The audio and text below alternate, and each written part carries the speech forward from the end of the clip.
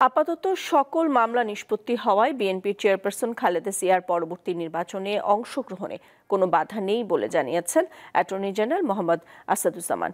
সকালে debate for democracy আয়োজিত এক ছায়া সংসদে একথা বলেন রাষ্ট্রের শীর্ষ আইন কর্মকর্তা।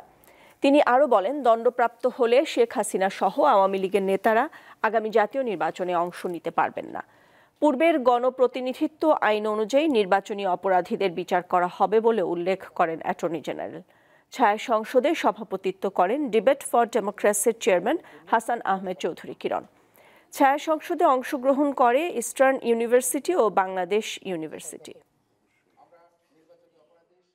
জুলাই হত্যাকাণ্ডে আওয়ামী লীগ সভাপতি সহ অন্যান্য নেতাদের শাস্তি হলে তারা নির্বাচনে অংশগ্রহণ করতে পারবে কিনা?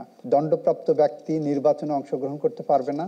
এটা আমাদের শাশ্বত আইন, প্রচলিত আইন, এবং এই আইনটা বাংলাদেশের মানুষ দীর্ঘ 54 বছর ধরে গ্রহণ করে আসছেন। সুতরাং এখানে কোনো দ্বিধার কোনো জায়গা নাই, দ্বিধান্বিত হওয়ার কোনো সুযোগ নাই। বিএনপির চেয়ারপারসন ও সাবেক প্রধানমন্ত্রী বেগম খালেদা জিয়া আগামী জাতীয় নির্বাচনে অংশ নিতে কোনো আইনগত বাধা আছে কিনা?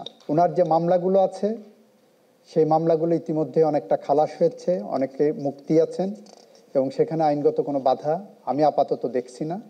আগামী দিনে নির্বাচন যখন হবে তার সামনে রেখে কোনো বাধা আসবে কিনা সেটা সময় বলে দেবে। তবে আপাতত কোনো বাধা আমি আইনগতভাবে দেখছি না।